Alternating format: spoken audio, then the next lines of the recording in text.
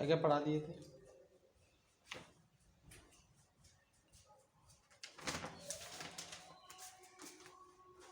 Multiplication ना, चलिए ठीक है।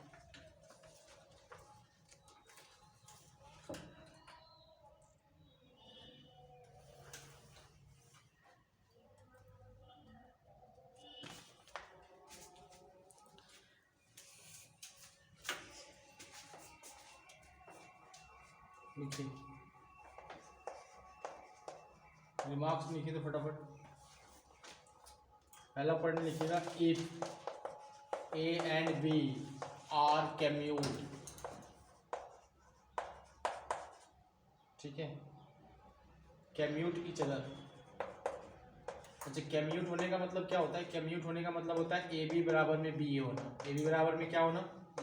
लेकिन हम ऐसे मल्टीप्लिकेशन में जानते थे कि जब हम दो मैट्रिक्स का मल्टीप्लाई करते थे तो ये तभी पॉसिबल था जब दोनों का क्या था, फर्स्ट का क्या था, फर्स्ट का रो और दूसरा का क्या था, कॉलम। फर्स्ट का कॉलम दूसरा का रो बराबर होना चाहिए ना। लेकिन कैम्यूट में ऐसा नहीं होता। अगर ए बी कैम्यूट कर रहा है इसका मतलब सीधा सा बात है ए बी बराबर बी है। ये क्या होता है मैं आगे बताऊंगा, ठीक है। आप पॉइंट सबसे पहले लिखो, if multiplication is not commute, multiplication is not commute. अगर मल्टीप्लिकेशन कैम्यूट नहीं है तो इसका मतलब ये है कि हम ए बी बराबर बी ए नहीं बोल सकते। अगर ए बी अपने आप में मल्टीप्लिकेशन जो होता है वो कैम्यूट नहीं होता है। If multiplication is not commute, अगर मल्टीप्लिकेशन कैम्यूट नहीं है इसका मतलब ए बी बराबर बी ए कभी नहीं होगा। कैम्यूट अभी समझ में आएगा, ठीक है। कैम्यूट आगे हम पढ़ाएंगे, उसके बारे में अच्छे से पढ़ेंगे। पहले आप लिख लो, कैम्यूट का मतलब क्या होता है? अगर ए बी कैम्यूट कर रहा है इसका मतलब ये होता है कि ए बी बराबर बी होगा। और if multiplication is not commute, अगर मल्टीप्लिकेशन कैम्यूट नहीं है तो ए बी बराबर बी ए नहीं होगा, ठीक है। अगला लिखें, A B and B A both exist. ठीक है, ए बी और बी ए दोनों एडजस्ट कब करेगा? तब करेगा जब दोनों स्क्वायर मैट्रिक्स हो। A B and B A both are exist if both are square matrix, both are square matrix.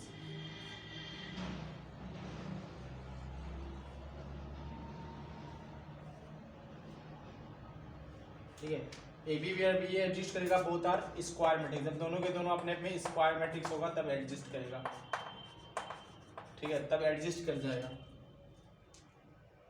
Point number 4 भी लिख लेना उसी में कहीं, इफ ए बी बराबर में माइनस बी ए। अगर ए बी बराबर माइनस बी हो गया इसका मतलब क्या है?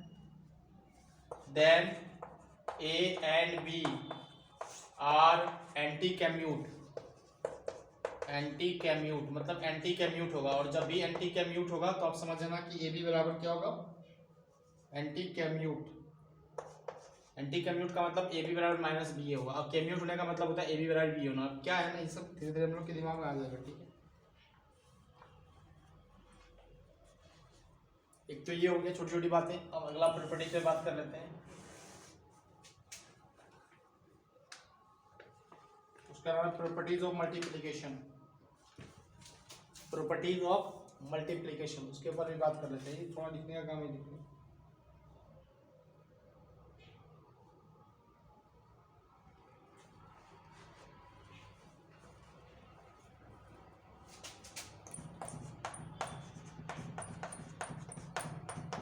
प्रॉपर्टीज ऑफ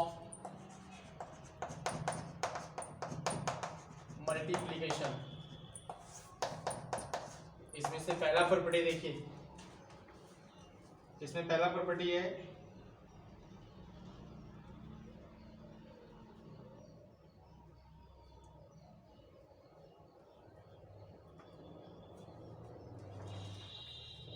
पहला प्रॉपर्टी है इट हैज डिस्ट्रीब्यूट प्रॉपर्टी। ये डिस्ट्रीब्यूट प्रॉपर्टी क्या होती है? जैसे आपने a इंटू बी प्लस सी किया तो ये थोड़ी देर बाद a इंटू बी अब प्लस में b a इंटू सी हो जाएगा। इसको बोलते हैं डिस्ट्रीब्यूट प्रॉपर्टी, यानी a इंटू बी प्लस में b a इंटू सी, ठीक है, ऐसा ये दिख जाएगा। पॉइंट नंबर सेकेंड, अगर किसी ने AC बराबर में BC कर दिया, AC बराबर में AB कर दिया, AC बराबर में क्या कर दिया? ए बी, तो इसका मतलब कभी मत समझना कि बी बराबर यहाँ पर सी होगा, सॉरी सी बराबर यहाँ बी कभी नहीं हो सकता, ए बी याद रखना। ए सी बराबर किसने क्या कर दिया, ए बी, तो आप क्या करोगे, ए कटाओगे तो क्या देखोगे, सी बराबर बी, लेकिन सी बराबर बी नहीं होता है, ये भी याद रखना, क्योंकि कुछ और बात हो सकता है ना। तो ये सिंपल सी बात लिखो कि अगर आपको किसी ने कह दिया कि ए बी बराबर में बी सी, ए बी बराबर में बी सी, या फिर ए बी बराबर में ए सी, तो ये देखते हैं आपके मन में क्या आएगा कि एक कटा देते हैं, ए कटा देते हैं, आंसर क्या निकलेगा, बी और सी। लेकिन ये कभी नहीं होता बी बराबर सी, ये इम्प्लाइज ही नहीं होता है, क्योंकि ए आपका जीरो मैट्रिक्स भी हो सकता है, और जिस दिन ए जीरो मैट्रिक्स होगा उस दिन ये भी जीरो बन जाएगा और ये भी क्या बन जाएगा, जीरो, तो बी सी खत्म हो जाएगा ना। इसलिए ऐसा कभी भी नहीं होता है कि अगर ए बराबर ए सी दिया तो आपने ए खत्म करके बी सी लिख दिया, ये कभी नहीं होता है, ठीक है। तो बी बराबर सी नहीं इम्प्लाइज होता है, तो इस पॉइंट पे भी ध्यान देना।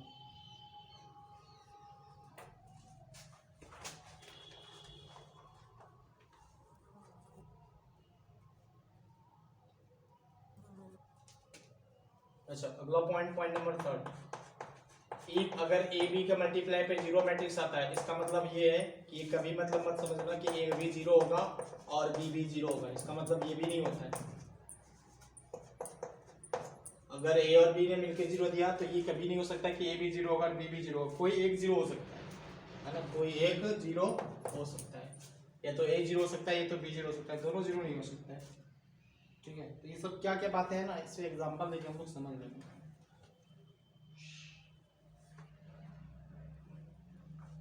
अच्छा, उसके बाद भी छोटी छोटी बातें हैं जो हम लोग को समझना पड़ेगा। पॉइंट नंबर 4 वो भी समझे। अगर किसी ने कह दिया ए बी बराबर बी हो गया, इसका मतलब हम यहाँ समझेंगे कि ए बी कैम्यूट हो गया। ए बी क्या हो गया, क्योंकि कैम्यूट होने का मतलब होता है ए बी बराबर बी है ना, तो यहाँ लिखेंगे A and B are commute, are यानी ए और बी अपने आप में कैम्यूट हो रहा है, तभी ऐसा रिजल्ट आ रहा है। पॉइंट नंबर, अगला पॉइंट भी समझे। अगला पॉइंट किसी ने कह दिया कि अगर ए बी बराबर में माइनस बी ए हो गया, इसको हम लोग बोलते हैं एंटी कैम्यूट होना। यहाँ पर A and B are anti commute, कैसा कैम्यूट हो रहा है, एंटी कैम्यूट। अभी जस्ट जो हम लिखे हैं उसी के बारे में बता रहे हैं, एंटी कैम्यूट है ये, ठीक है। पॉइंट नंबर 6 ये भी दिमाग लिख लेना। पॉइंट नंबर 6 क्या कहता है, अभी तो हम बता चुके हैं पॉइंट 6 बारे में। जैसे मान लीजिए ए इंटू आई किया या आई इंटू ए किया, देखो जरा ध्यान से, ये कौन सा है, ए मैट्रिक्स है, और ये कैसा मैट्रिक्स है, आइडेंटिटी मैट्रिक्स, और ये आइडेंटिटी ए बराबर में ए होता है, क्योंकि आइडेंटिटी मैट्रिक्स का कोई वैल्यू नहीं होता है। आप अगर किसी मैट्रिक्स आइडेंटिटी गुना करते हो वापस वही मैट्रिक्स आ जाएगा, ठीक है। तो इस बात को भी ध्यान देना। अगला भी प्रॉपर्टी आपको याद रखना है, अगर किसी ने कह दिया ए की पावर एन क्या होता है, आप राइट बोलोगे, सॉरी आई की पावर एन क्या होता है, तो फिर से आई, क्योंकि 1 का पावर 1 क्या होता है, 1 का पावर एन भी तो 1 ही होता है ना, तो ये बिल्कुल वन की तरह बिहेव करता है आइडेंटिटी मैट्रिक्स। पॉइंट नंबर 8, क्योंकि आई का पावर एन और फिर से आई हो जाता है।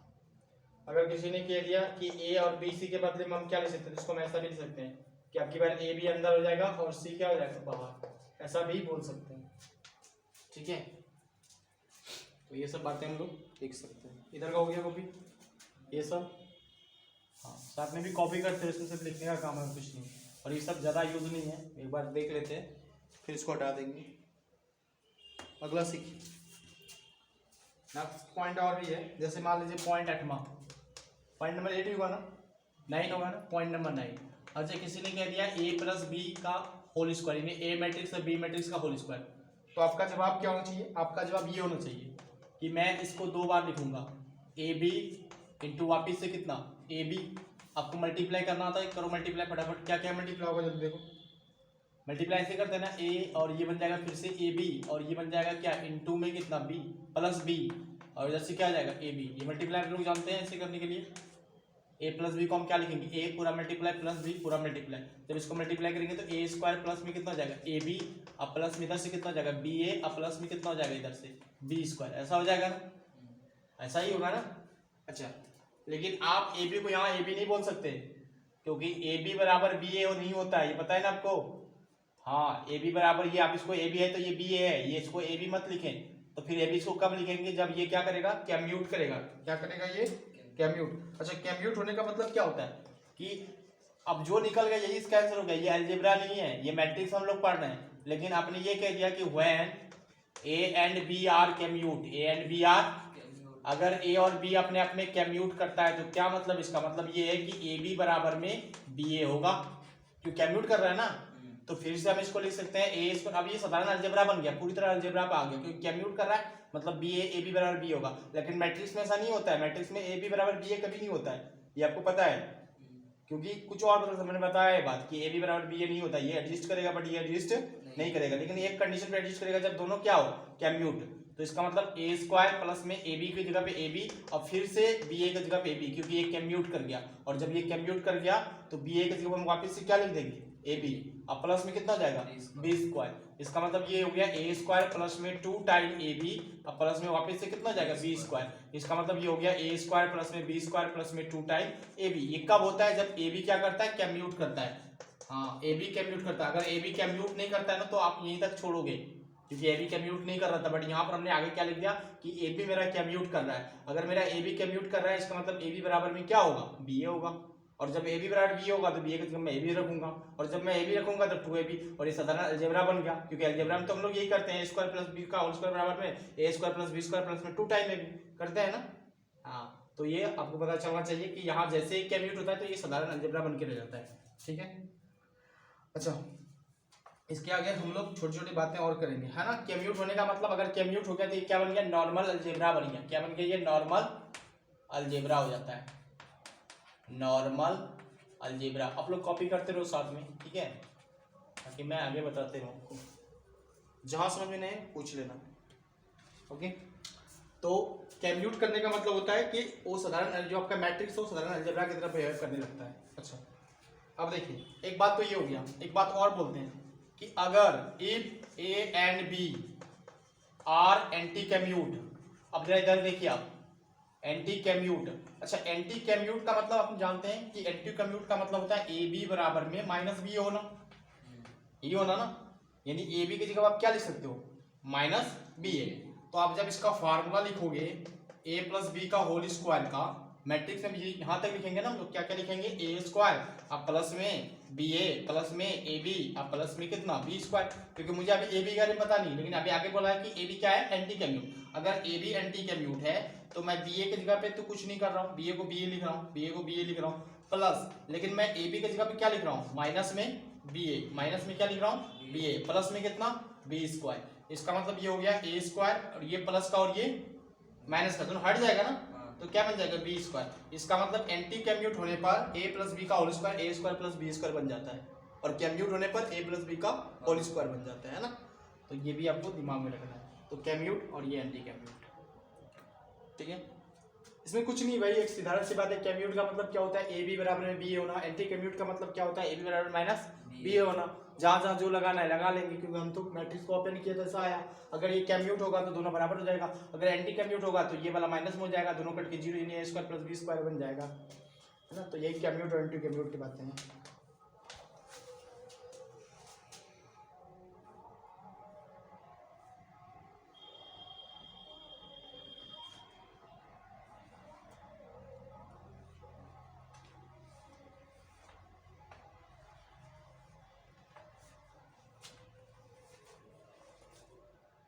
अच्छा अब इसकी मैं आपको एग्जांपल दिखाता हूँ, ये जो है ना ये इसका मैं एग्जांपल दिखाता हूँ। देखो यहाँ पर ए बी का मान कितना है जीरो, फिर भी ए जीरो नहीं है और बी जीरो नहीं है, फिर भी ए बी क्या हो रहा है जीरो। अब ये कैसे हो रहा है ना, आपको मैं इसका एग्जांपल दिखाता हूँ। देखो जरा ये हटा दूँ, ये तो हो गया। अब इसका एग्जांपल मैं आपके सामने रख देता हूँ कि मैंने ये जो बात लिखा है ना इसके एग्जांपल से आप समझ सकते हैं। देखिए जरा इसका एग्जांपल है, मैंने एक मैट्रिक्स लिया ए बराबर में 1 1, ठीक है 2 2, एंड मैंने एक बी मैट्रिक्स लिया अपने आप में 1 -1 -1 1, ठीक है। और आप इसका क्या करना है मल्टीप्लाई, क्या मल्टीप्लाई इसका हो सकता है बिल्कुल हो सकता है, 2 × 2 का है, कैसे भी करो ए बी करो बी ए करो कोई बात नहीं है, कम्यूट हो जाएगा क्योंकि दोनों का ऑर्डर क्या है सेम है ना। तो आप ए बी करो या बी ए करो एक ही बात होगा, क्योंकि यहाँ एंटी कम्यूट हो सकता है क्योंकि दोनों एक ही बात है ना। तो हमने ए बी निकाला, अगर हमने ए बी निकाला तो मल्टीप्लाई आता नहीं, ये पूरा उठेगा उसके साथ मल्टीप्लाई होगा, 1 × 1 तो 1 हो जाएगा 1, और ये गुना होगा तो क्या बनेगा बोलो -1, तो जीरो लिखो डायरेक्ट जीरो। अगला मल्टीप्लाई करोगे तो -1 अब +1 तो फिर से क्या बन जाएगा जीरो। अगला मल्टीप्लाई करोगे 2 और ये -2 फिर से क्या बन गया जीरो। अगला मल्टीप्लाई करोगे तो -2 और ये +2 फिर से क्या बन गया जीरो। लेकिन आप यहाँ देखिए आपका ए बी क्या आ गया, ए बी आपका जीरो मैट्रिक्स में बड़ा जीरो आ गया, जीरो मैट्रिक्स को हम लोग बड़ा जीरो से दिखाते हैं, लेकिन आपका ए जीरो नहीं था और बी भी जीरो नहीं था। ए जीरो था क्या? नहीं। बी जीरो था क्या? नहीं। लेकिन ए बी फिर से क्या आ गया? जीरो आया ना। इसका मतलब अगर ए बी किसी ने जीरो कर दिया, A into B equal to zero लिखा है, इसका मतलब ये नहीं कि ए बी जीरो होगा और बी भी, दोनों में से कोई जीरो नहीं होगा। ठीक है, तो इसका यही मतलब है, और मैंने यही लिखा था। और ए बी बराबर बी है, तो इसका मतलब ए बी क्या कर रहा है? कम्यूट कर रहा है ना। तो ये सब आपको आना चाहिए थोड़ा बहुत।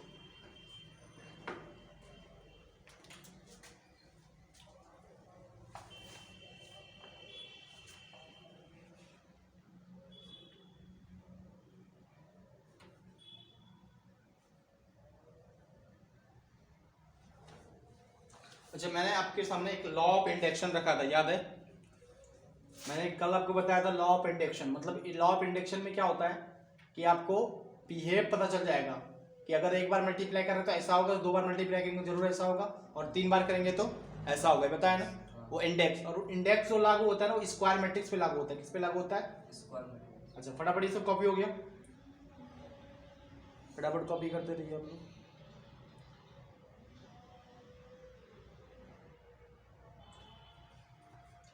प्रॉपर्टी नंबर कितना चल गया था हम लोग?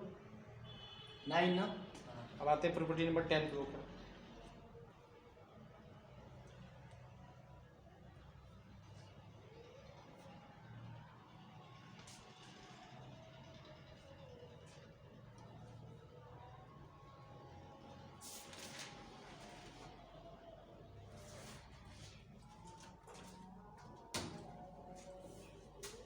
तो इंडेक्स जब भी लागू होगा किस पे लागू होगा? स्क्वायर मैट्रिक्स पे, है ना। और इंडेक्स क्या है? एक मैथमेटिकल फील्ड है, आपको पता चल जाएगा। अगर स्क्वायर करने पे ये आता है तो 3 करने पे यही आएगा, 4 करने पे यही आएगा। तो एक तरह का वो रिदम है, रिदम ही मैथमेटिकल इंडेक्शन कहलाता है। और इंडेक्शन जो है ना वो हमेशा स्क्वायर मैट्रिक्स पे होल्ड होगा। अब उसको भी देखते हैं, मैं थोड़ा आपको इसको भी समझा देता हूँ, देखेंगे। तो पहला पॉइंट नंबर 10, इसको भी हम लोग प्रॉपर्टीज के रूप में लिख लेते हैं। If A is square matrix, अगर ए अपने आप में स्क्वायर मैट्रिक्स है, कैसा मैट्रिक्स है? Square matrix, square matrix, then laws of induction, induction नहीं, इंडेक्स, ठीक है, गलती से निकल गया मुझसे। Law of index will work. इसका मतलब ये कि m का पावर n हो तो इसको हम क्या लिखेंगे? m into N, m into N, ध्यान रखना ये m का पावर n बोले तो m इंटू एन। अगर m का पावर किसी ने m कर दिया और इधर से m का पावर n कर दिया तो क्या करेंगे? दोनों का पावर जुड़ जाएगा ना, तो m प्लस क्या आ जाएगा? n। तो इस बात में ध्यान देना है। तो मैथमेटिकल इंडेक्स जब भी वर्क करता है किसके ऊपर वर्क करता है? स्क्वायर मैट्रिक्स के ऊपर। बिना स्क्वायर मैट्रिक्स दिए हम मैथमेटिकल इंडेक्स का यूज नहीं करेंगे। तो मैथमेटिकल इंडेक्शन तभी होगा जब स्क्वायर मैट्रिक्स रहेंगे।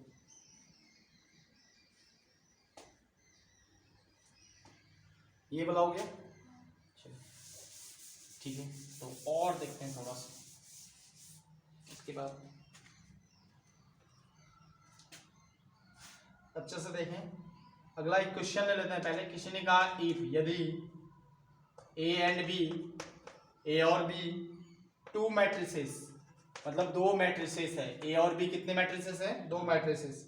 सच दैट, ऐसा है कि ए बी बराबर किसी ने बी दे दिया एंड, और बी ए बराबर में ए दे दिया।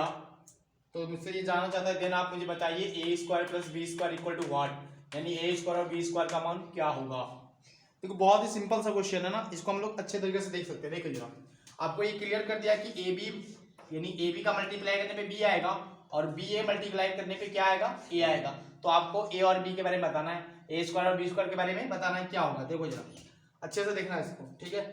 तो आप ये जानते हैं कि आपको निकालना है A square plus B square. देखो अच्छे से, पहले ए स्क्वायर का मतलब होता है ए इंटू ए, क्योंकि मैट्रिक्स है, मैट्रिक्स में ए इंटू ए लिखते हैं। अब प्लस इसको क्या लिखेंगे? B into B. अब थोड़ा और दिमाग लगाते हैं, A into A, B into B, सही है। अच्छा, अब यहाँ देखो ए बी बराबर कितना दिया है? बी, और बी ए बराबर कितना दिया है? ए। लेकिन ऐसा कुछ मुझे मिला नहीं जो मैं रख सकूं, ठीक है ना। मुझे ऐसा कुछ नहीं मिला। देखिए आप थोड़ा सा दिमाग और लगाते हैं, ए इंटू, लेकिन मुझे पता है मैं ए के जगह पे, ए के जगह क्या लिख सकता हूँ? बी ए लिख सकता हूँ क्या? अब प्लस बी, तो ठीक है, अच्छा लग रहा है बी, और बी के जगह क्या लिख सकता हूँ? बी के जगह लिख सकता हूँ ए बी, बी के जगह क्या लिख सकता हूँ? A B.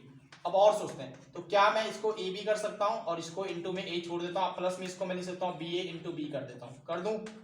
अच्छा, ऐसा करते हैं आपको पता चल जाएगा सर ए बी का मतलब बी लिख लो। चलो ए बी का मतलब मैंने बी लिख दिया, plus B into A B की जगह क्या लिखना है मुझे? ए बी की जगह पे देखो, ए बी की जगह क्या बोल रहा है बी, उसी तरह बी ए की जगह क्या बोल रहा है ए, तो ए इंटू ए। अब जब ए इंटू बी, अब जब फिर से सोचो बी ए फिर से आ गया, तो बी ए की जगह क्या ए, और ए बी की जगह फिर से क्या बी।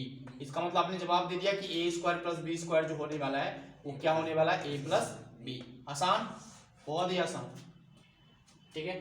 तो ऐसे ऐसे क्वेश्चन मिलते हैं हमको। अब इसके आगे और चलते हैं, कॉपी करने में तेज रहिएगा क्योंकि ये मिटेगा भी। अब इसके बाद ना एक प्रॉपर्टी पे और बात करते हैं। प्रॉपर्टी पे तक कितना पहुंच चुके हैं हम लोग? 10 प्रॉपर्टी में आ चुके हैं ना। अब 11वां प्रॉपर्टी भी देखें। मैट्रिक्स में भी प्रॉपर्टी होता है, लेकिन अच्छे से प्रॉपर्टी सब काम करेगा भी। अच्छा, अब ये 11वां प्रॉपर्टी क्या कहता है ना, वो भी सुनिए। 11वां प्रॉपर्टी कहता है कि मैं आपको अब ये भी पूछूंगा कि ए स्क्वायर माइनस बी स्क्वायर क्या होगा, ए स्क्वायर माइनस बी स्क्वायर क्या होगा। अच्छा, ये तो हम लोग अच्छे से कर सकते हैं, A square minus B square क्या होगा। तो ए स्क्वायर माइनस बी स्क्वायर मतलब ए माइनस बी और ए प्लस बी, ये तो पता ही है आपको ना। अगर ए स्क्वायर माइनस बी स्क्वायर एक बार प्लस में लिखते हैं, एक बार किस में लिखते हैं, माइनस में, ये तो आप जानते हैं ना। अच्छा, इफ अगर किसी ने कह दिया कि ए बी बराबर बी ए हो, तो आप इसके बारे में क्या क्या सोच सकते हो। देखो, पहली बात हम ये जानते हैं कि ए स्क्वायर माइनस बी स्क्वायर का मतलब होता है ए माइनस बी और ए प्लस बी। साथ में कह दिया कि इफ अगर ए बी बराबर में बी हो, ए बी बराबर में क्या हो, बी हो, तो इसका मतलब हम लोग क्या कह सकते हैं, क्या मतलब इसका कि यहाँ पर A and B are commute, A and B are, अरे कैम्यूट करने का मतलब ही होता है ना ए बी बराबर में क्या होना, बी ए होना, है ना। ये पता है ना, अभी जस्ट हम लोग पढ़े थे, कैम्यूट होने का मतलब ये होता है। अच्छा, एक और बात है, सोचो अगला property, property number 12। Property number 12 क्या कहता है? प्रॉपर्टी नंबर 12 कहता है ए की पावर एन और बी की पावर एन लिख दे तो क्या मतलब इसका? इसका मतलब है ए बी का पावर एन, ठीक है, ए बी का पावर एन। और इसमें भी वही काम करेगा, इफ यदि ए बी बराबर में बी ए बी बराबर में बी ए, अगर दोनों हो तो ए बी बराबर में बी ए। क्योंकि हम साधारण अलजेब्रा पढ़ रहे हैं और साधारण अलजेब्रा तभी वर्क करता है जब कम्यूट प्रॉपर्टी आती है ना। अगर ए बी बराबर बी ए नहीं हुआ तो फिर सब गलत हो जाएगा।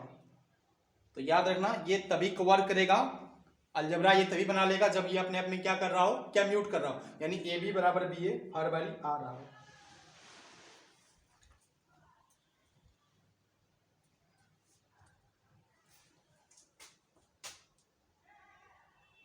अब इतना करने के बाद एक छोटा सा प्रॉपर्टी और भी बातें कर लेते हैं उसके ऊपर भी। जैसे देखिए यहाँ पे ए प्लस बी का पावर एन, कितने लोग को बाइनोमियल थ्योरम याद बताया था? याद है बाइनोमियल थ्योरम? क्या लिखते थे बोलो, एन सी 0, ए का पावर कितना एन और बी का पावर कितना, सॉरी एन का पावर एन, बी का पावर 0, बी का पावर कितना हो जाएगा 0। अगला टर्म खुलेगा एन सी 2, ए की पावर कितना एन माइनस 1 और बी की पावर कितना हो जाएगा 1। अगला टर्म क्या खुलेगा एन सी 3, ए की पावर बोलो एन माइनस 2 और बी की पावर कितना हो जाएगा 2, है ना। इस तरह बोलते हैं हम लोग इसको, बाइनोमियल थ्योरम बोलते हैं। लास्ट टर्म क्या जाएगा, last dot dot N C N, A की पावर आपकी बार हो जाएगा क्या एन माइनस एन और बी की पावर कितना हो जाएगा एन, है ना। तो इसको बोलते हैं हम लोग बाइनोमियल थ्योरम। क्या बोलते हैं इसको? बाइनोमियल थ्योरम भी खुलता है। अच्छा, ये भी तभी वर्क करेगा जब ए बी कैम्यूट करेगा। ए बी क्या करेगा, कैम्यूट। इसमें भी ध्यान रखना, यानी इसमें भी ए बी बराबर बी ए नेसेसरी है, ठीक है। तो इस बात को लिख लेते हैं, it is work, it is a work, ये वर्क तभी करेगा जब अपने आप में ए बी बराबर में बी होगा। यानी कहने का मतलब हुआ A and B are commute, A and B are commute. जब ए और बी अपने आप में कैम्यूट करेगा तभी ये वर्क करेगा, ठीक है, नहीं तो नहीं करेगा ये वर्क। यानी साधारण अलजेब्रा सब सभी बनेगा, जो जो आप ये सब जानते हैं, ये अलजेब्रा हम सब पढ़ चुके हैं। तो अलजेब्रा तभी वर्क करेगा जब ए बी और बी ए कैम्यूट करेगा, नहीं तो अलजेब्रा वर्क नहीं करेगा। और हम इसको अलजेब्रा ही बना रहे हैं क्योंकि आपको अलजेब्रा ही लग रहा है ये। और अलजेब्रा तभी करता है जब दो मैट्रिक्स अपने आप में कैम्यूट हो जाए, यानी ए बी बराबर जो रिजल्ट दे वही बी ए रिजल्ट दे।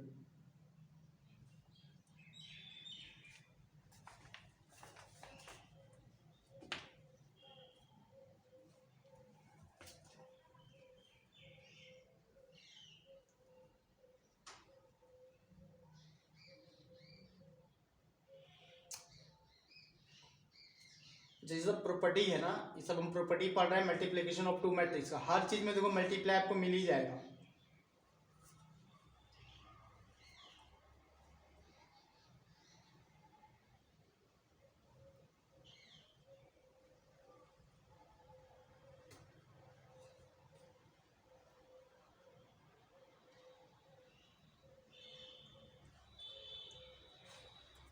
इधर का हो गया ये वाला।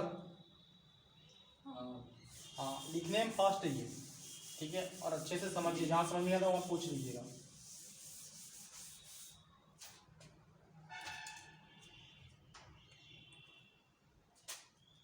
अच्छा अब एक छोटा सा क्वेश्चन जो आपको मैं याद दिला सकता हूँ, उसमें क्या क्या हम लोग जानते हैं आपको याद आएगा। देखिए एक मैट्रिक्स दिया है, मैट्रिक्स का नाम है अपने आप में ए, ठीक है। और ए मैट्रिक्स अपने आप में क्या बोल रहा है, इसके पास एम रो है, एम रोज है, एंड और साथ में ये बोलता है कि इसके पास n+5 कॉलम है, n+5 कॉलम्स है इसके पास, ठीक है। और एक मैट्रिक्स और दिया है, अगला मैट्रिक्स उसका नाम है बी, और उसने कहा है कि मेरे पास भी एम रोज है। अच्छा इसके पास भी एम रोज है, ठीक है। M rows and 11-n columns है, कॉलम है, ओके। और कहता है साथ में A B and B A both exist, यानी दोनों के दोनों एडजिस्ट कर रहे हैं, both exist, find m, n, m, n निकालना है फिर आपको।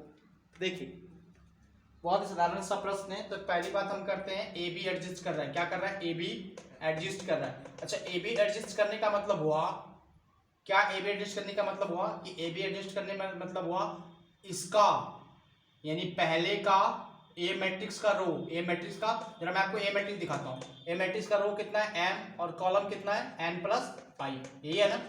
एंड बी मैट्रिक्स का क्या है, बी मैट्रिक्स का रो कितना है, बी मैट्रिक्स का रो है m, और कॉलम कितना है 11-n। अगर इसने कह दिया ए बी एडजस्ट करता है, इसका मतलब क्या कि इसका कॉलम और इसका रो क्या होगा, बराबर, यानी ये और ये सेम होगा, ये और ये क्या होगा, इसका मतलब n+5 इक्वल टू कितना होगा m, ये होगा ना। अच्छा अब आगे भी बोलता है कि चलिए बी ए भी एडजस्ट करता है, अगर बी ए एडजस्ट करता है इसका मतलब क्या हुआ, इसका मतलब हुआ कि फिर ये और ये भी सेम होगा। नहीं आया समझ में, बी क्या है बोलो, बी का ऑर्डर बोलो, बी का ऑर्डर क्या है, बी का ऑर्डर है एम और कितना है 11 है ना, एंड ए का ऑर्डर कितना है, ए का ऑर्डर है आपका m×n+1। ये एडजस्ट करने का मतलब क्या होगा, पहले का दूसरे का क्या, दूसरे का कॉलम और पहले का रो बराबर होगा ना, मतलब ये भी सेम होगा। अगर ये सेम होगा तो ये क्वेश्चन फर्स्ट हो गया आपके लिए। अगर ये दोनों सेम है तो 11-n बराबर में कितना m, और ये क्वेश्चन हो गया आपका सेकेंड। फिर दोनों को सॉल्व कर लेना है, सॉल्व करते आपके पास m और n आ जाएगा। जैसे देखो ये दोनों बराबर है ना, तो हम क्या लिख सकते हैं 11-n बराबर, अच्छा n का मान 8 आ जाएगा और m का मान 3 आ जाएगा इसको सॉल्व करने के बाद, ठीक है। तो यहाँ हम लिख देते हैं फ्रॉम फर्स्ट एंड सेकेंड, अगर हम दोनों को मिलाएंगे तो इधर से होगा n+5 बराबर, उधर से क्या हो जाएगा 11-n, n को उधर भेज दो तो 2n, इधर से ला लो इसको तो ये कितना बन जाएगा 6 है ना, तो n का मान कितना हो गया 3। अगर n 3 है तो n का मान 3 यहीं रख दो, तो n का मान कितना निकल जाएगा, इंप्लाइज m का मान निकल जाएगा 5 3 8, तो दोनों का मान निकल गया, ठीक है, दोनों का मान निकल गया। तो यही मतलब था एडजस्ट करने, आपको याद करना था कि ए बी एडजस्ट करने का मतलब क्या होता है। ए बी एडजस्ट करने का मतलब होता है कि ए का कॉलम और बी का रो बराबर होगा, और बी एडजस्ट करने का मतलब होता है बी का कॉलम और ए का रो बराबर होगा, और दोनों सॉल्व करते हैं हमको क्या मिल जाएगा m और n का मान, और m और n का मान आते ही हम बोल सकते हैं कि एडजस्ट करेगा।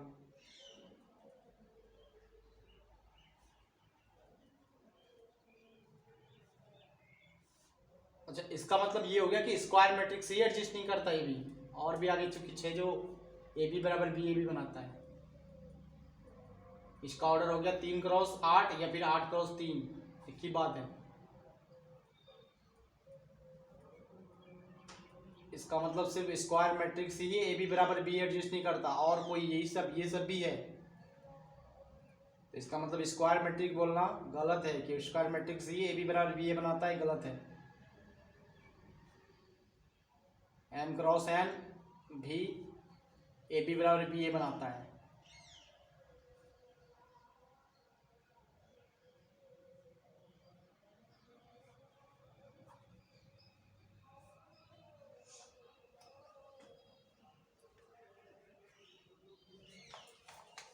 इधर का हो गया होगा, हो गया ना इधर का, ये भला हुआ। अब देखिए